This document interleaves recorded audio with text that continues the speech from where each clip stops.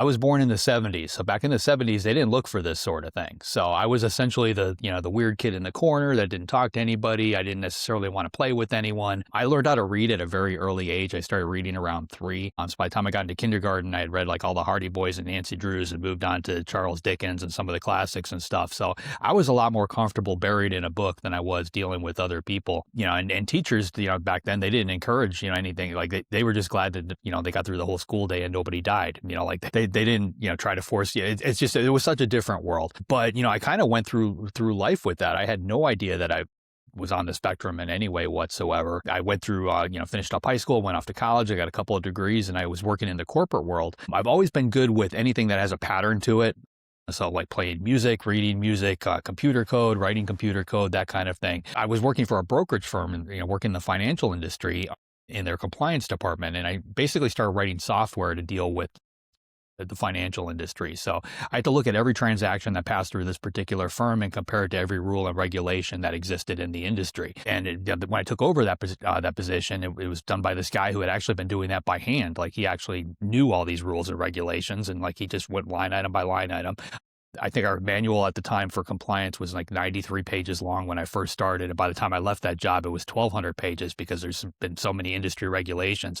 But it got to the point where a computer just had to do it. So I started writing software for it. I was very good at like that portion of the job, dealing with the data. But when I actually found a problem, then I had to come out of my office and I had to actually talk to somebody about it. And that was already kind of a confrontational situation because I had to go to a manager, I had to go to a broker, and I say, hey, you did this and you're not allowed to do this, or it looks like you may have done this and you're not supposed to. That immediately puts people on the defensive. So my boss, to his credit, he recognized that I was very good at one portion of the job, but not very good at the people side.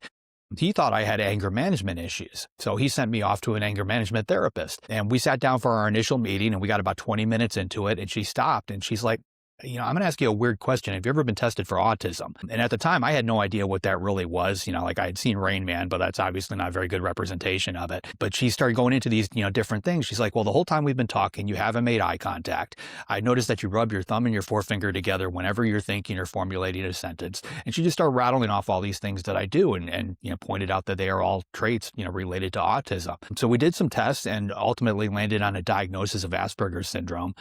Today's world, you're just on the spectrum somewhere, but they used to have a name for it. And like, once I got that, like any other problem, when you put it in front of me, a problem in front of me, I looked for solutions. So I started to research it. I started to read books. I watched movies, watched documentaries, and, just started to, try and resolve what, I felt was a problem. But to her credit, like she pointed out, there were good and bad points to the whole thing. There were some things that I could do that nobody could do. And there were other things that were problematic. So we kind of made a list of both, and I tackled the problematic stuff, one at a time. We tried to resolve them, and we doubled down on the stuff that I was good at, primarily patterns and things like that.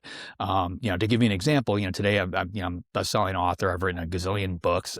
But like you can't see my desk in this video, but there's nothing on it. I plot everything out up here. Like I can see the entire structure of the story in my head. And when I write the first line of that book, I know how what the last line is going to be. And I've got a pretty good handle on everything that's going to fall in between, which is not, very different from writing computer code. If you write that first line of code, you have to understand how it's going to impact the last line of code. So, again, patterns. Yeah. So now I'm 55. I just had a birthday the other day. So it's been 30 some years since I was diagnosed. I'm still dealing with this. It never goes away, but, I'm able to, function and get through life, in a fairly quote unquote normal way.